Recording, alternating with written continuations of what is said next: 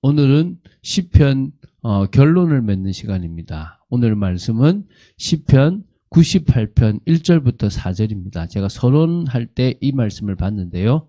또 결론할 때 이 말씀을 보고 마쳤으면 좋겠습니다. 자, 우리 시편 98편 1절부터 4절 말씀을 한 목소리로 합독하도록 하겠습니다. 새 노래로 여호와께 찬송하라. 그는 기이한 일을 행하사 그의 오른손과 거룩한 팔로 자기를 위하여 구원을 베푸셨음이로다. 여호와께서 그의 구원을 알게 하시며 그의 공의를 문나라의 목전에서 명백히 나타내셨도다. 그가 이스라엘의 집에 베푸신 인자와 성실을 기억하셨으므로 땅끝까지 이르는 모든 것이 우리 하나님의 구원을 보았도다. 온 땅이여 여호와께 즐거이 소리칠지어다. 소리내어 즐겁게 노래하며 찬송할지어다. 아멘. 예, 시편 1편부터 150편까지를 이게 서론 빼고 결론 빼면은 169번 만에 다 봤다라고 보시면 됩니다. 부족한 부분들이 사실은 많았습니다. 제가 사실은 그렇게 많은 준비를 한다고 하지만 사실은 부족한 부분이 사실 많았고요.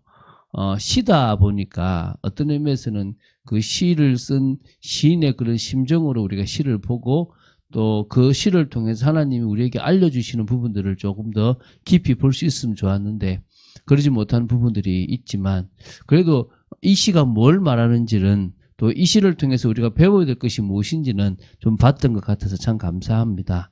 자, 시편은요 구약의 성경의 그 분류상 시가세에 들어갑니다. 성문서로 들어가죠, 그죠? 거기 보면은 욥기, 시편, 잠언, 전도서, 아가 요 5편의 시가서 중에서 이제 두 번째 있는 겁니다.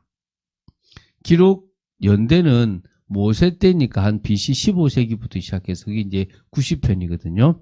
포로기 BC 한 5세기, 6세기 요쯤 되는데요. 137편이 거의 마지막이라고 봅니다. 그래서 이게 엄청나게 다양한 약간 1000년 이상 오랜 기간 동안에 쓰여진 시들입니다. 근데 이것을 편집하기는 다윗 시대 때부터 이 시를 편집했고요. 에스라 느헤미야 시대 이렇게까지 약 500년에 걸쳐서 수집하고 편집되는 중에 이 시편이 완성되었다라고 보시면 됩니다. 시편은요, 유대인들에게 구약 성경에서 가장 사랑받는 그런 책이라고 보시면 됩니다. 그리고 신약 성경을 보면요, 구약을 많이 인용했잖아요, 그죠? 그 중에 대략 한 283번 정도 구약 성경을 인용했는데요. 그 중에서 116번째가, 한 116번 정도는 시편에서 인용을 많이 했다고 합니다. 그 정도로, 이게 약 반 정도, 반은 다 어쨌든 반 정도를 인용했다라고 보시면 됩니다. 예수님도 시편을 좀 좋아하셔서 자주 인용하셨던 부분들이 나옵니다. 예수님은 십자가 위에서 죽음의 고뇌를 말할 때도 시편을 인용하셨습니다. 시편 22편의 내용을 마태복음 27장 46절에 인용하고요.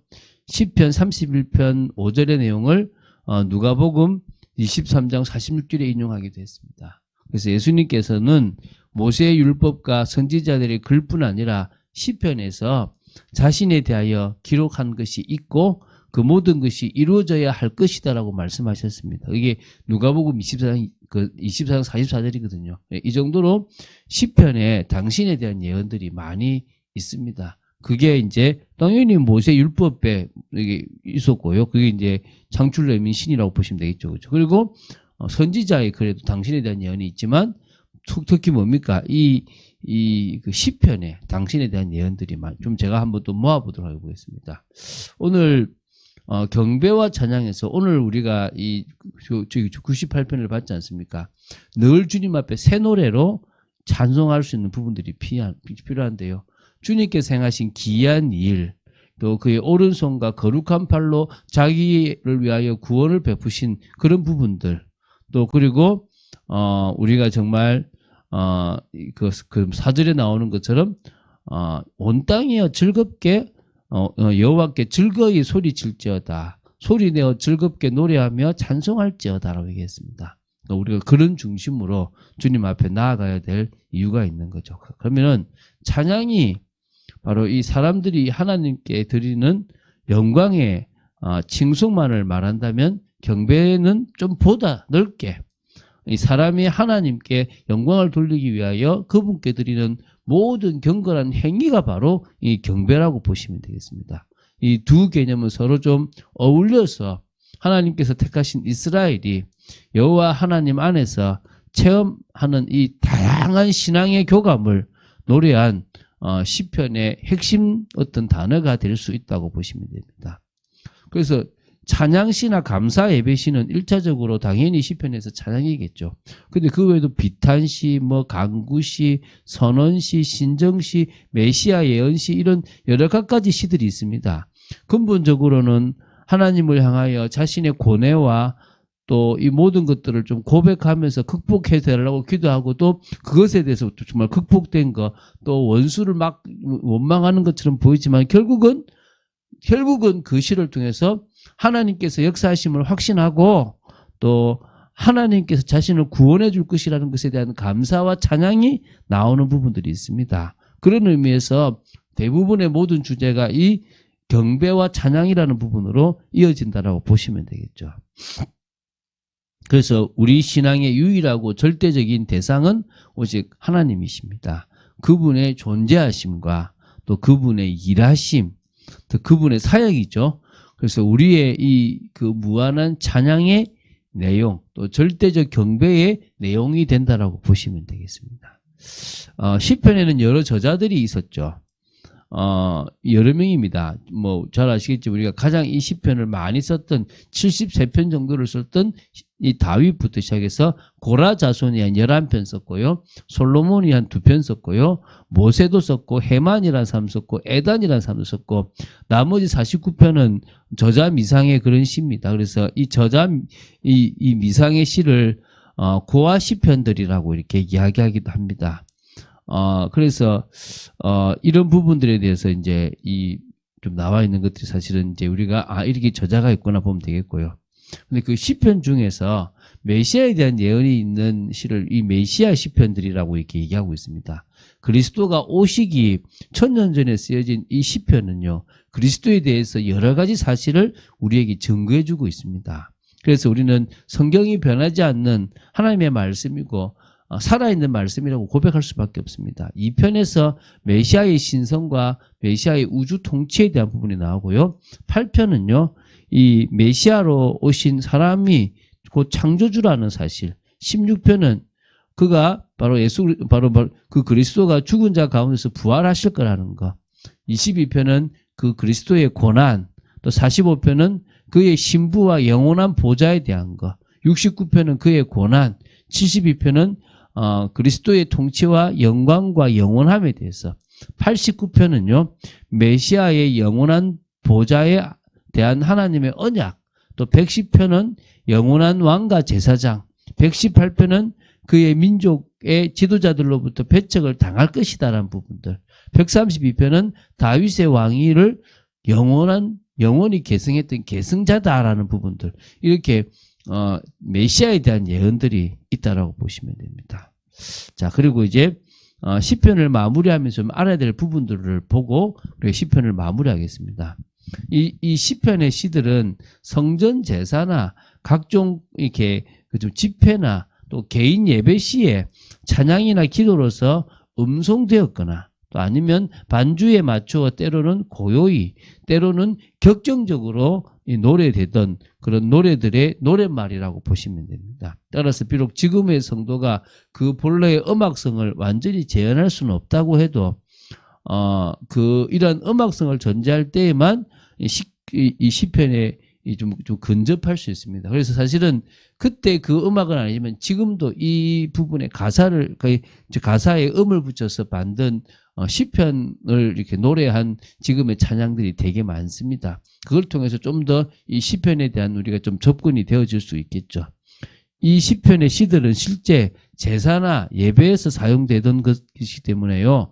구약 하나님께서 택하신 이스라엘의 신앙의 진수를 좀 사실적으로 제시해주고 있습니다. 그러니까 그 당시에 믿음의 사람들이 어떻게 고백했고 어떻게 신앙했는지를 좀 볼 수가 있다는 거죠. 그래서 우리가 시편을 보고 있으면 우리의 믿음도 생기고 그때의 어떤 믿음으로 나아가는지를 알 수 있는 겁니다. 그래서 이것은 또 AD 한 2세기 이후부터는 유대의 이 회당이나 초대교회 예배 의식용으로도 좀 절대적으로 이렇게 많이 영향을 끼쳤던 그런 것이라고 보시면 됩니다. 또 세 번째 시편은요, 성경 66권 중 가장 많은 저자가 관련되어 있는 책입니다. 물론 이제 잠언의 경우는 짧은 속담이나 거문이 무수히 많지만요. 그래서 완전히 개인 창작품이라고 볼 수 없고요. 이렇게 조금 여러 개를 좀 인용하거나 이렇게 좀 정리한 거라고 본다면 시편이 가장 이렇게 많은 저자가 관련된 책으로 개인의 창작물로 볼 수 있는 거죠. 지금도 이 시편과 같은 개인적이고 공동체적인 신앙 고백은 이어지고 있고 또 이어져야 됩니다. 주님 오실 때까지 시편은 계속적으로 만들어져야 된다고 믿고 있습니다. 자, 그럼 네 번째입니다. 히브리어 자체 또는 히브리어 문학 일반적인 특징을 우리가 사실 잘 모르기 때문에 그때 이 시들을 지었던 시인이 가졌던 중심의 고백과 뜨거움을 모두 느낄 수는 사실 없습니다. 그러나 성령의 역사 속에서 그 은혜를 우리는 조금은 받아 누리고 그때의 중심을 가질 수가 있다는 거죠. 그래서 지금 우리도 역시 성령의 역사 속에서 이 시편을 본다면 그때 그 중심이나 하나님께서 이 시편을 통해서 말씀하시고자 하는 부분들을 알 수가 있답니다. 다섯 번째 마지막입니다. 이 시편은 예언서가 아니면서도 구약 중에서 이사야와 함께 메시아로서의 우리 주 예수 그리스도에 대한 예언을 가장 많이 담고 있는 책입니다. 제가 그 부분을 읽어드렸지 않습니까? 그래서 시편을 통해서도 우리는 예수 그리스도에 대한 사실적인 믿음을 가지고 그것을 이어갈 수 있게 되는 것입니다. 그래서 시편을 좀 여러분들이 묵상하시면서 주님을 향한 믿음의 고백들을 많이 하고 답답할 때 정말 답답함을 고백했던 믿음의 사람들처럼 고백하면 될 줄로 믿습니다. 그래서 진정으로 우리가 하나님의 화평과 은혜를 누구보다도 사실적으로 누리는 중에 다른 사람들에게 그 화평을 전하는 그런 화평하게 하는 자로서의 축복을 누려야 될 줄로 믿습니다. 그런 응답을 사실적으로 누린 여러분 되시기를 주 예수 그리스도 이름으로 축원드립니다. 주는 그리스도시요 살아계신 하나님의 아들이심을 고백합니다. 말씀 따라가는 저희들 되게 하시기 원합니다. 정말 저희들 좀 말씀 따라가는 저희들 되도록 지켜주시고 이 시편의 고백 같은 고백을 매 순간 할 수 있는 저희들 되도록 지켜주시옵소서.